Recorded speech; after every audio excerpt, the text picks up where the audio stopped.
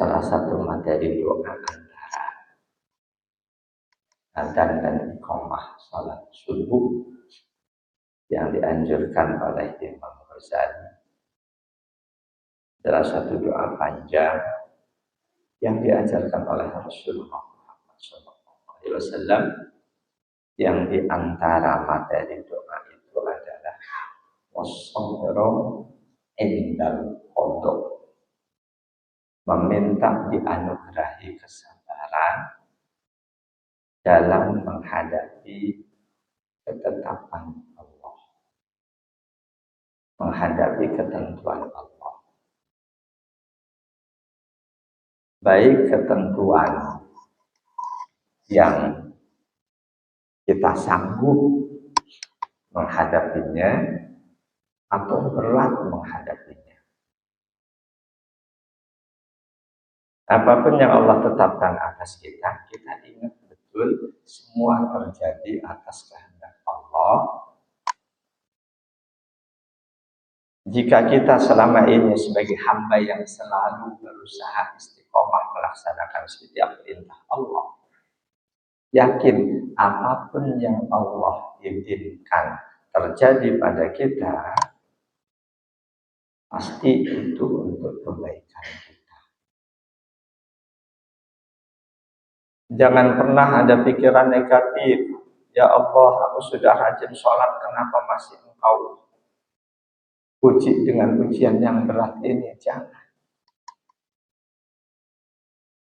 Hal-hal yang tidak mengenakan,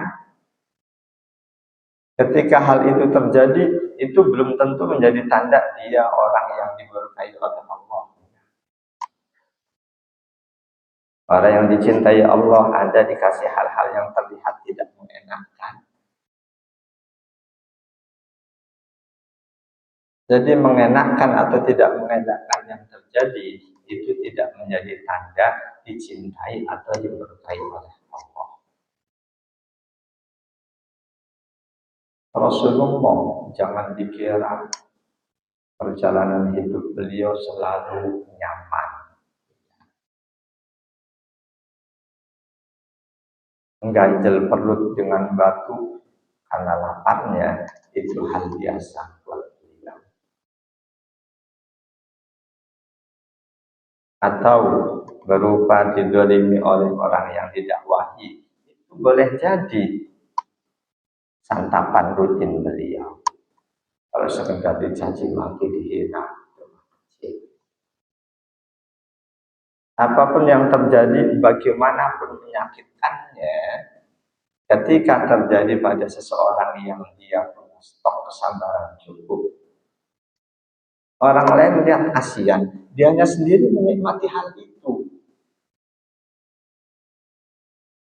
Jadi kesabaran seseorang akan dapat menjadikan sesuatu yang orang lain lihat sebagai hal yang menyakitkan, buat dia itu nikmat.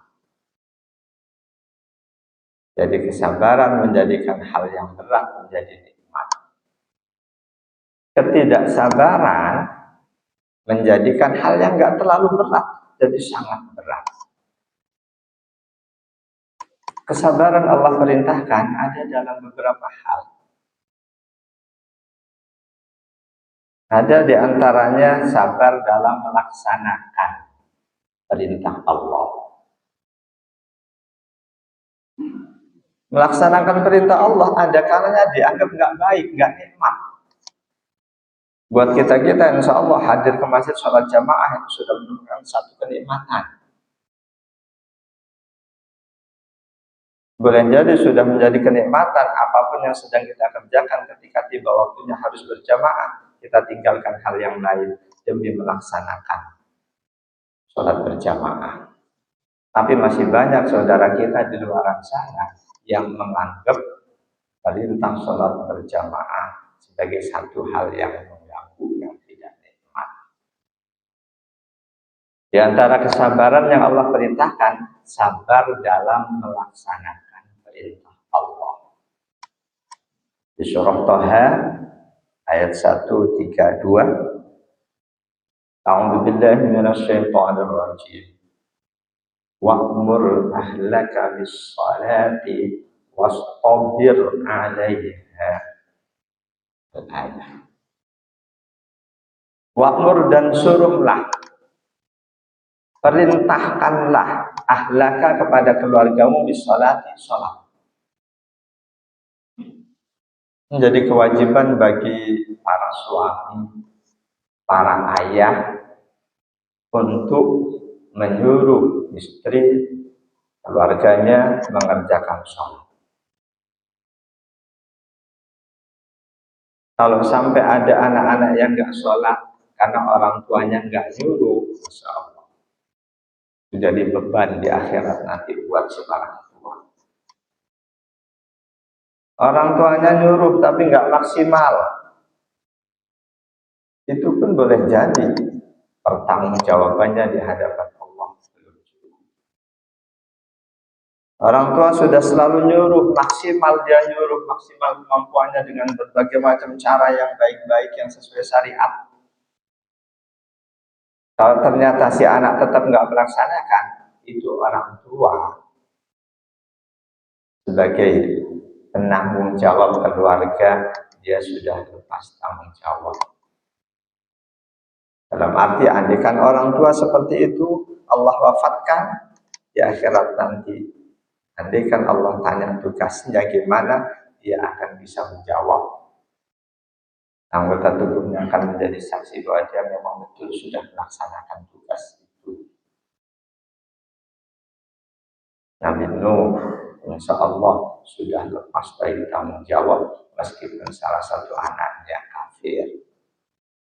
Nabi Lut, insya Allah sudah bebas dari tanggung jawab sebagai suami meskipun istrinya kafirah. Sebaliknya Siti Asia, dia dapat pahala karena sudah mencontohkan ajaran Islam kepada suaminya Fir'aun meskipun sang suami abai dengan contoh itu.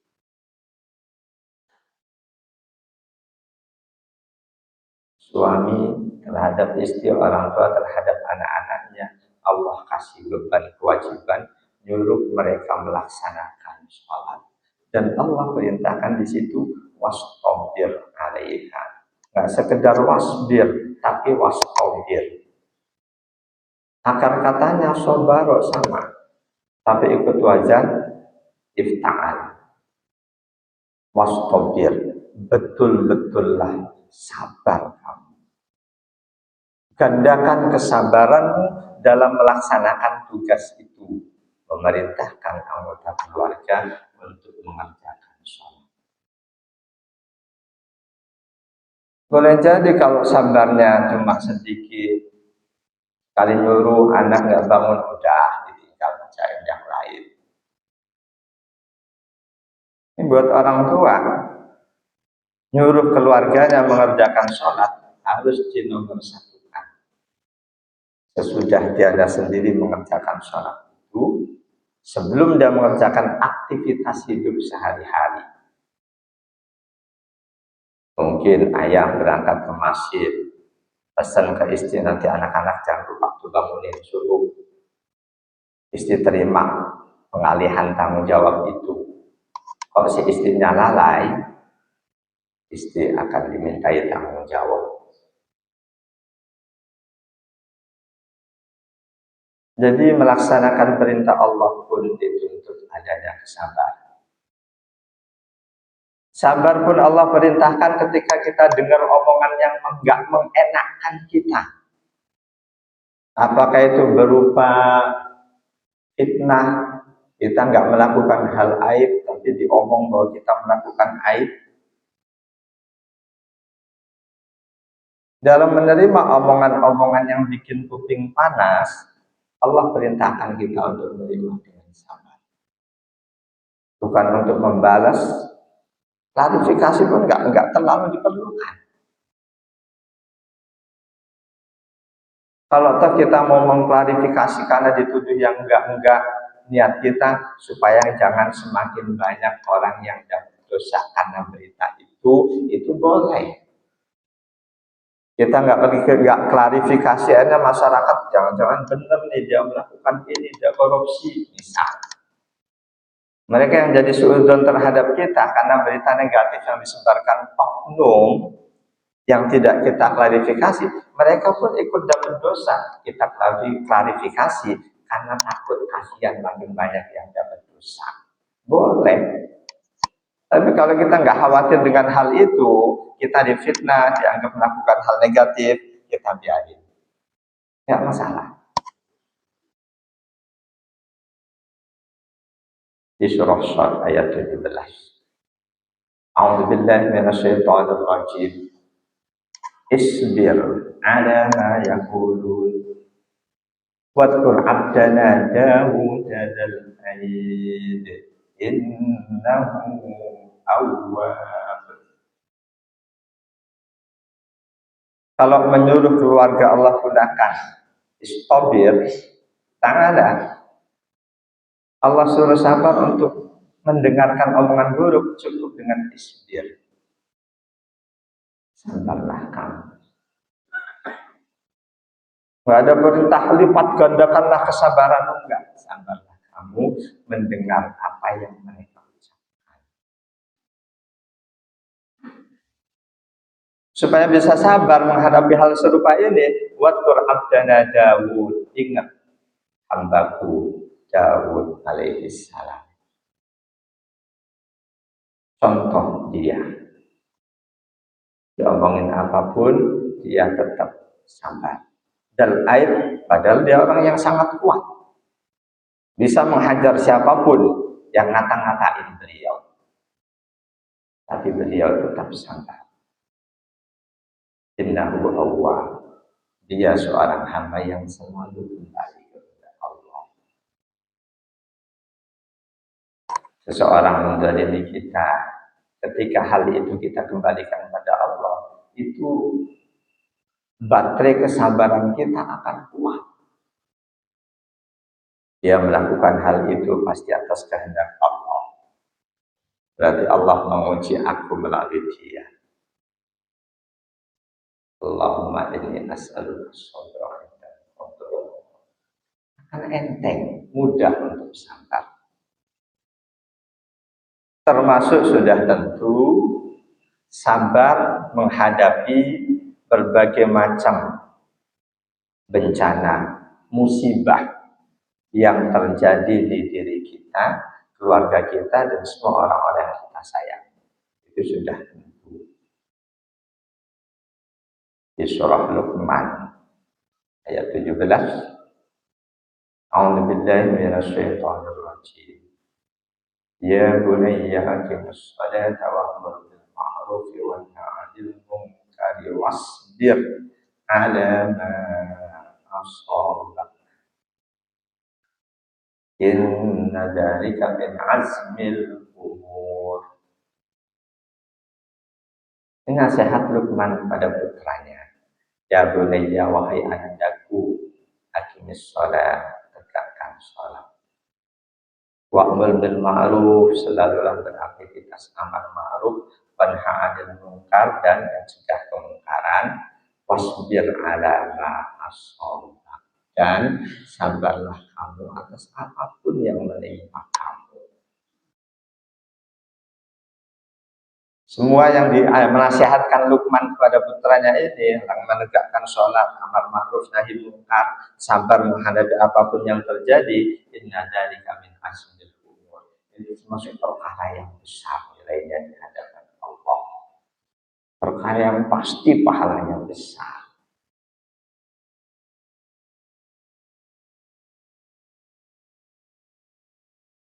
Di antara perintah Allah yang membutuhkan kesabaran, sangat sabar, butuh stok kesabaran yang sangat besar. Perintah Allah berkaitan dengan menghadapi musuh.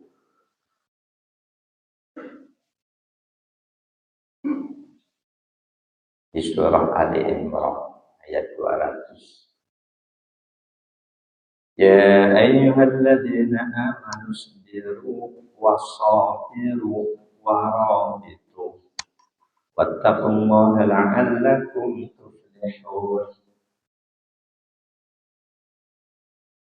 Wahai orang-orang yang beriman, isbiru, sabarlah, bersabarlah kalian.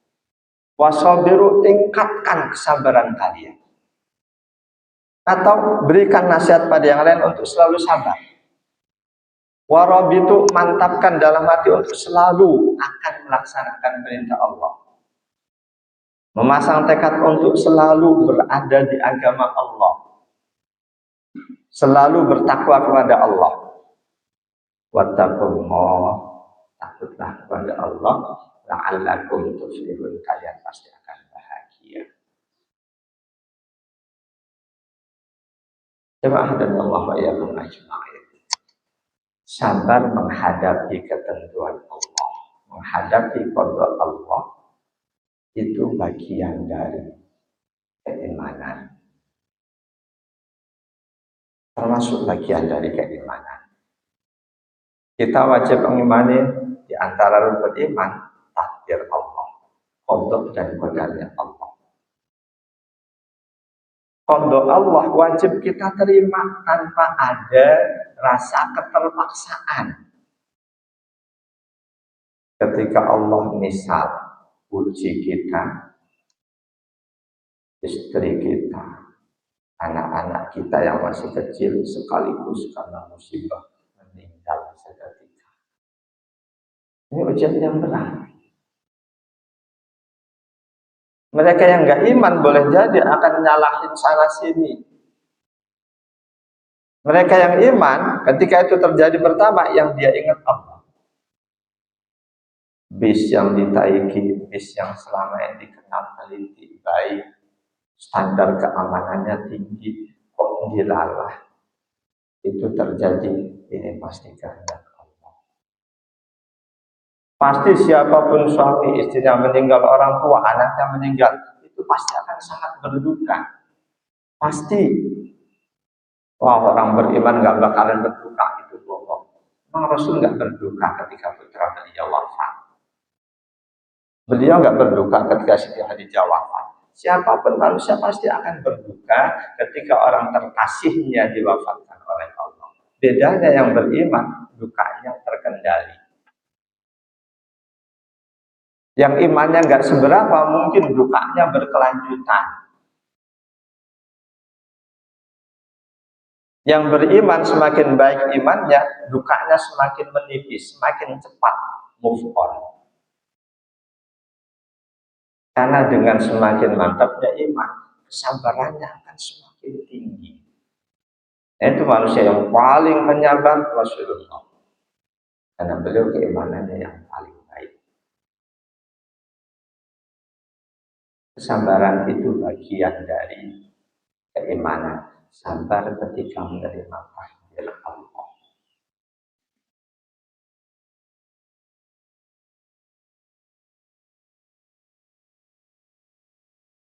Ada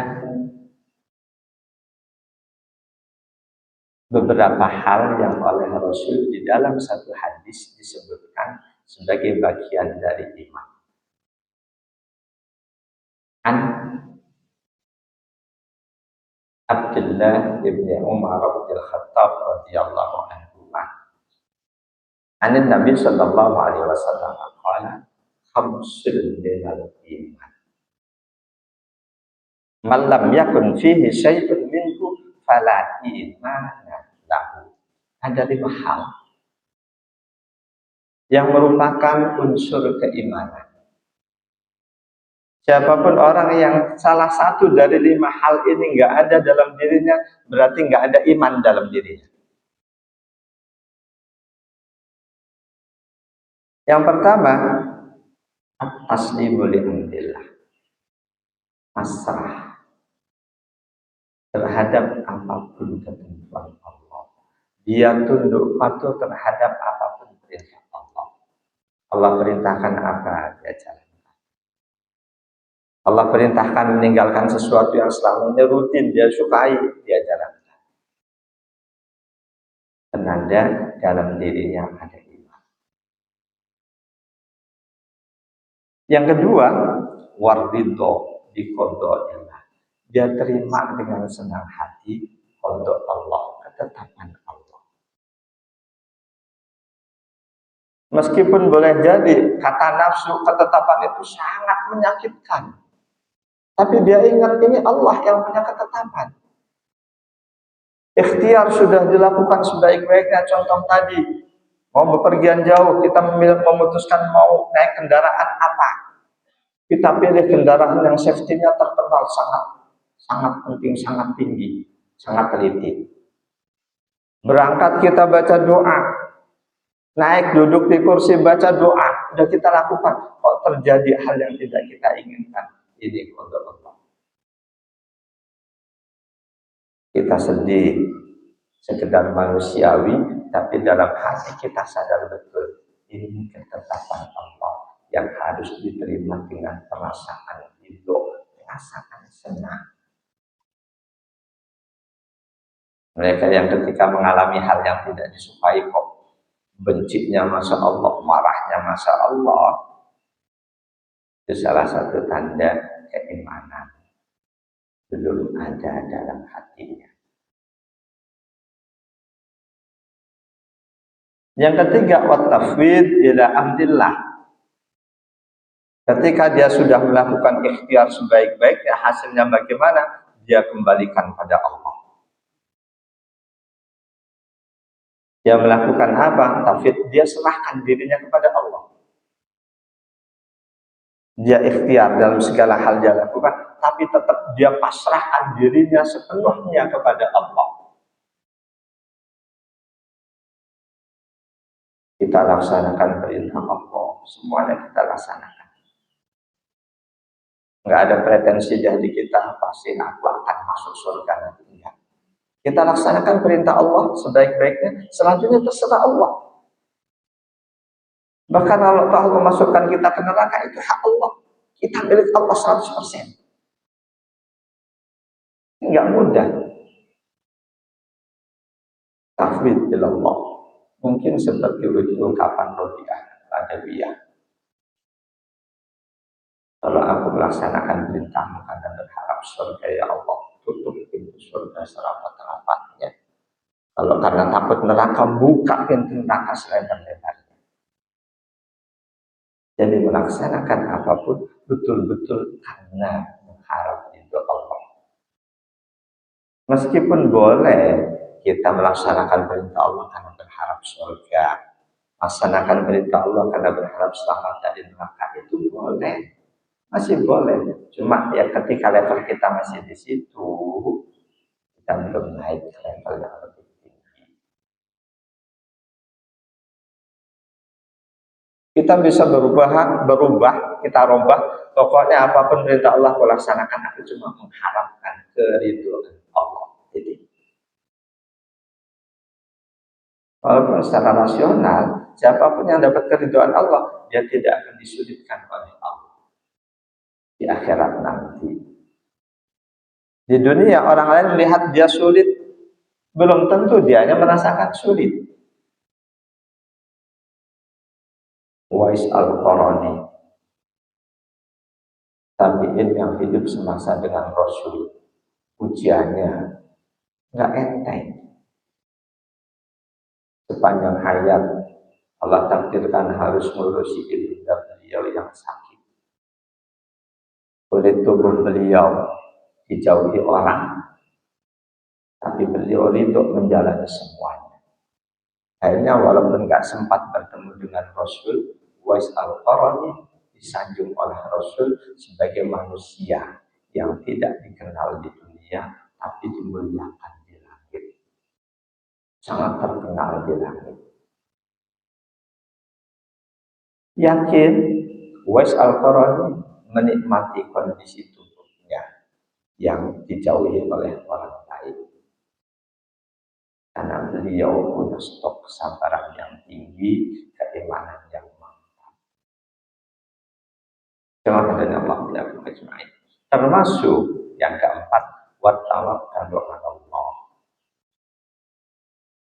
Bagian dari iman, tawakal pada Allah.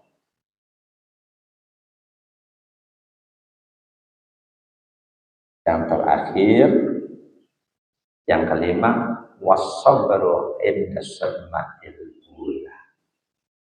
Sabar Menghadapi musibah apapun, yang sabar itu bukan datang belakangan. Sejak awal peristiwa itu terjadi, dia sudah sabar.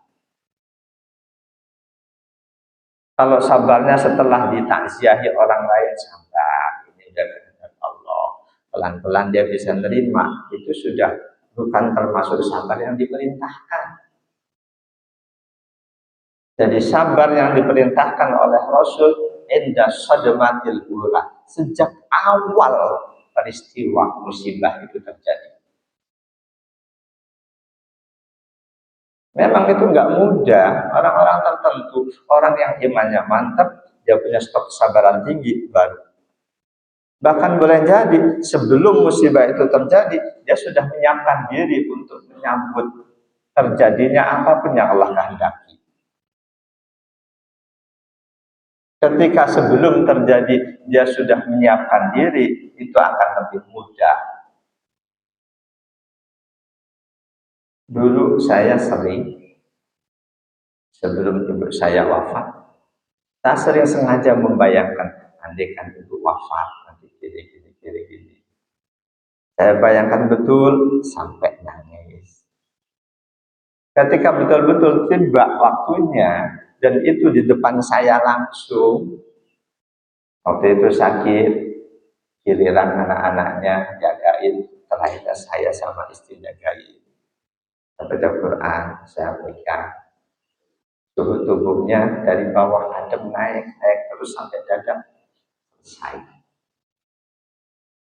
Saya kasih tahu kakak yang lain, semuanya masuk, baru saya melihat ke tempat yang tidak dilihat orang lain untuk mengekspresikan perasaan pisah dari ibu.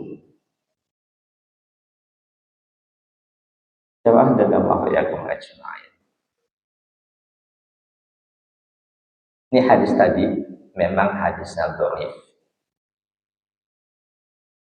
Hadis dhaif untuk fadhailul amal, untuk meningkatkan semangat kita dalam bersabar itu boleh.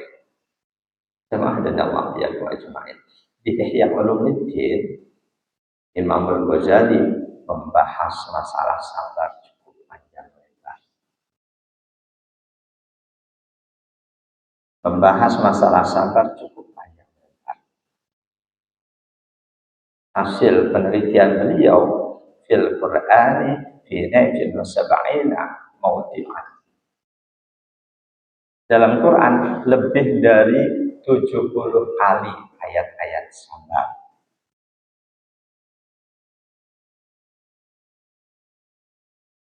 Wa adhafa aksarad darajati wal khairati ila sabri. Kata beliau, kata Imam Ghazali, di Al-Quran itu sabar itu Allah kaitkan dengan derajat yang tinggi, dengan berbagai macam kebaikan-kebaikan. Makin sabar derajatnya makin tinggi, makin sabar dia akan semakin baik.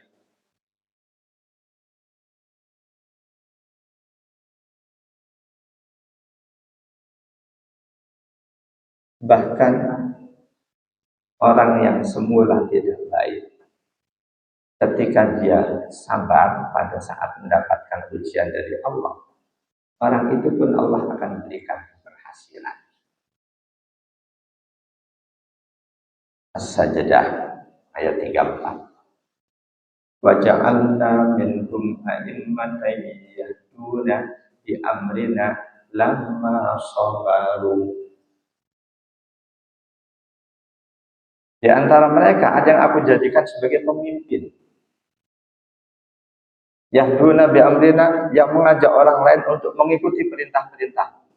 Lamma sabaru, manakala mereka sabar. Sabar diuji, sabar terus sabar. Pada akhirnya yang semula didolimi oleh orang lain, dia bersabar, Allah angkat. Dia jadi di atas, yang mendolimi di bawah. Itu pula yang Allah berikan kepada Bani Israel. Kita tahu Bani Israel manusia yang paling berani dalam menentang Allah, yang paling berani membunuh Nabi dan Rasul Allah, Bani Israel. Yang paling berani melanggar aturan Allah, Bani Israel. Yang paling berani merubah-rubah kitab Allah, Bani Israel. Ada Yahudi, ada Nasrani. Di masa Nabi Musa alaihissalam, mereka Bani Israel dizalimi oleh Fir'aun. Di bawah bimbingan Nabi Musa, mereka sabar menghadapi itu. Akhirnya, Fir'aun diluluh lantakkan, mereka diberi kekuasaan oleh Allah wilayah Syam dari timur sampai ke baratnya. Al-A'raf 137. Wa tammat kalimatu rabbikal husna ala bani Israila bima sabaru. Wa tammat kalimatu rabbikal husna, sempurna ketetapan Tuhanmu yang indah ala bani Israil, atas bani Israil, bima sabaru, disebabkan kesabaran mereka. Mereka diperbudak oleh Fir'aun, dipimpin Nabi Musa, mereka sabar. Pada akhirnya oleh Allah, Fir'aun dimusnahkan, mereka diangkat.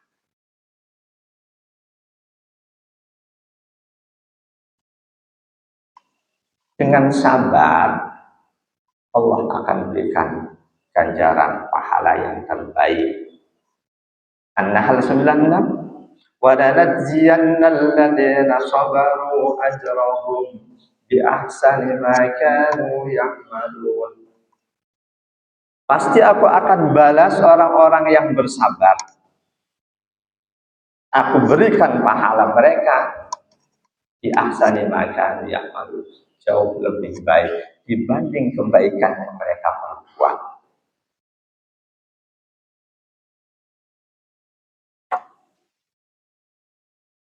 Jadi kesabaran punya kedudukan yang sangat tinggi.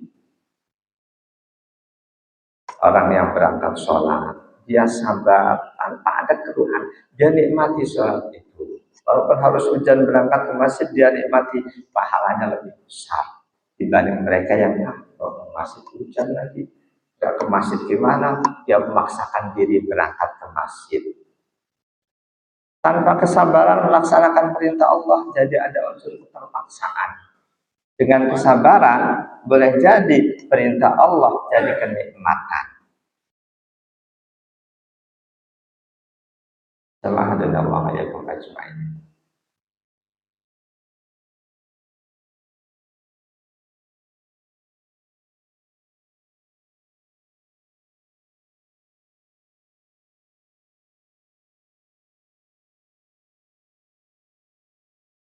Tapi sekali lagi, kesabaran itu anugerah Allah. Allah berikan kepada siapapun yang dia kehendaki. Sebagaimana anugerah iman Islam. Sahabat-sahabat Nabi pun tidak berarti mereka semua adalah orang-orang yang kesabarannya hebat. Enggak. Walaupun sahabat Nabi. Jadi walaupun sahabat Nabi, belum tentu semuanya sabar, bahkan sekedar dengan perintah Allah, dengan ketetapan Allah, mereka belum tentu sabar.